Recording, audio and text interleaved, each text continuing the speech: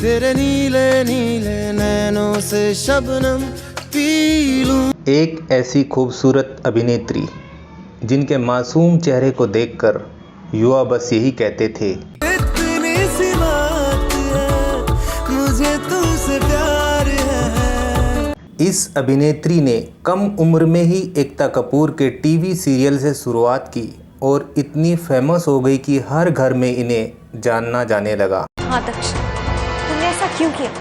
तुम्हें ऐसा करके क्या मिला? और जब रुपैले पर्दे पर एंट्री की तो अपनी मनमोहक अदाओं से सबका ध्यान अपनी ओर आकर्षित कर लिया।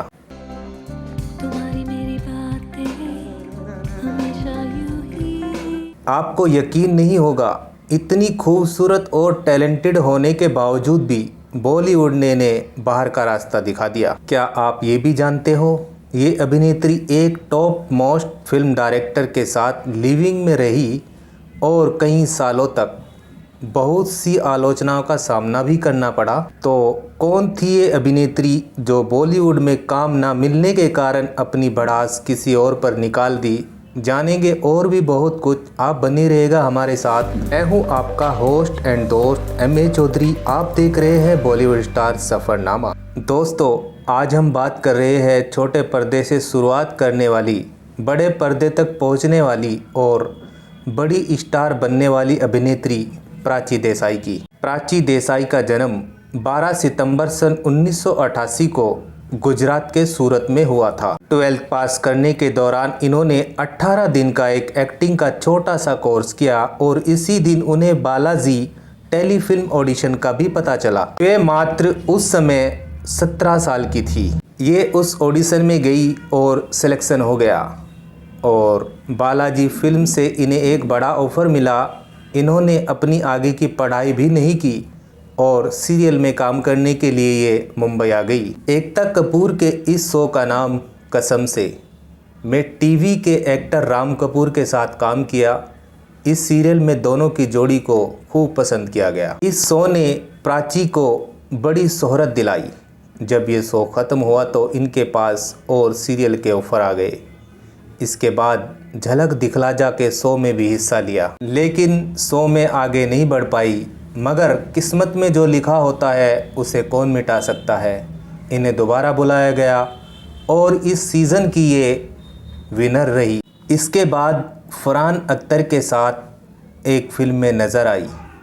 इस फिल्म ने एवरेज से ज़्यादा कमाई की। फिल्म को बेस्ट नेशनल अवार्ड भी मिला और प्राची देसाई की एक्टिंग की लोगों ने खूब सराहना। 2009 में प्राची देसाई को लाइफ पार्टनर फिल्म में काम करने का मौका मिला। फिर 2010 में एकता कपूर की फिल्म अपने होम प्रोडक्शन में बन रही once upon a time in Mumbai में काम करने का मौका मिला। ये फिल्म सुपरहिट रही और खूब लोकप्रियता मिली। साथ में इमरान हाशमी थे। दोनों की जोड़ी को खूब पसंद किया गया। एक बात पूछें, बनाओगे तो नहीं? पूछो।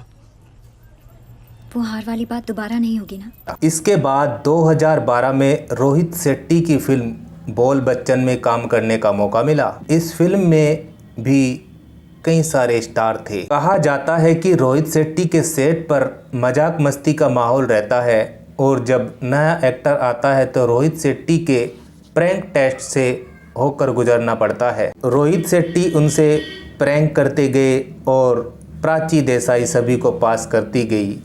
कहा जाता है कि रोहित और प्राची करीब आ गए और शॉपिंग डिनर पर एक साथ स्पॉट किए जाने लगे। और ये भी कहा जाता है कि उस समय रोहित शेट्टी और उसकी पत्नी के बीच सब कुछ ठीक नहीं चल रहा था। ऐसे में उन्हें प्राची देसाई का सहारा मिला। जब बोल बच्चन फिल्म की शूटिंग ख़त्म हुई तो रोहित शेट्टी भी प्राची देसाई के साथ शिफ्ट हो गए और दोनों लिविंग में रहने लगे। प्राची देसाई को लगने लगा था कि अब उन्हें एक और गॉडफादर मिल गया है। फिर प्राची की एकता कपूर के साथ दूरियां बढ़ गई। ये दूरियां इतनी बढ़ गई थी कि एकता कपूर की once upon a time in Mumbai का सेकंड पार्ट आया तो उस फिल्म में इनका नामो निशान नहीं था। फिर प्राची और एकता की लड़ाई की खबरें मीडिया में भी पहुंची। जानकारों की माने तो रोहित शेट्टी को जब ये पता लगा कि उनके नाम के ऊपर ये लड़ाई हो रही है, उन्होंने उन दोनों की दोस्ती दोबारा से कराई। लेकिन जब इनकी 2 फिल्में आई दोनों ही फ्लॉप रही और इसी बीच प्राची देसाई और रोहित शेट्टी का ब्रेकअप के खबरें भी आने लगी। और दूसरी बात ये भी थी कि दोनों के परिवार वाले इस रिश्ते को लेकर बड़ा ही ड्रामा कर रहे थे। ये रोहित शेट्टी की पत्नी भी उन्हें तलाक नहीं दे रही थी। फिर प्राची को समझ आ गया कि इस रिश्ते का कोई मोल तोल नहीं है, रोहित शेट्टी उनसे शादी नहीं करेंगे।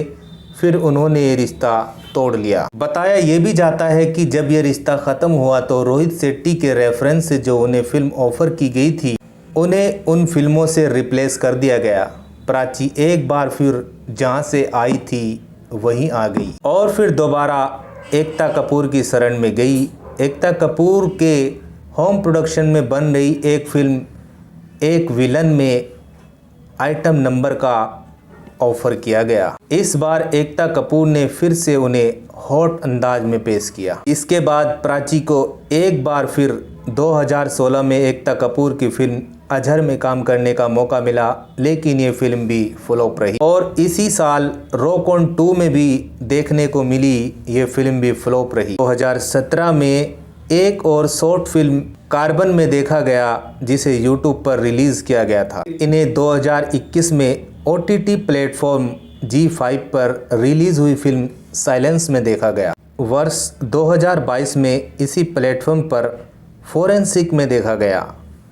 इसकी आने वाली फिल्म OTT प्लेटफॉर्म पर साइलेंस सेकंड पार्ट में भी देखा जा सकता है। वही प्राची देसाई ने एक मीडिया के इंटरव्यू में तहलका मचा दिया था, जिसमें उन्होंने इंडस्ट्री पर खूब भड़ास निकाली। इंटरव्यू में इन्होंने कहा था निपोटिज्म की वजह से मुझे काम नहीं मिल रहा है, क्योंकि सारे रोल तो स्टार किड्स ले जाते हैं। स्टार किड्स को भर भर के फिल्म ऑफ़र होती है, फ्लॉप हो या हिट हो उन्हें काम मिलता रहता है, पर बाहरी लोगों के साथ ऐसा नहीं होता।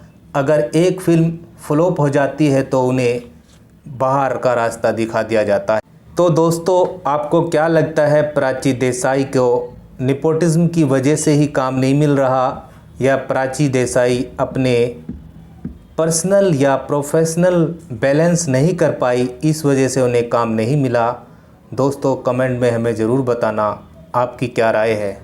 अब हम आपसे इजाज़त चाहते हैं, फिर मिलेंगे एक ऐसे ही बॉलीवुड स्टार सफ़रनामा को लेकर। धन्यवाद।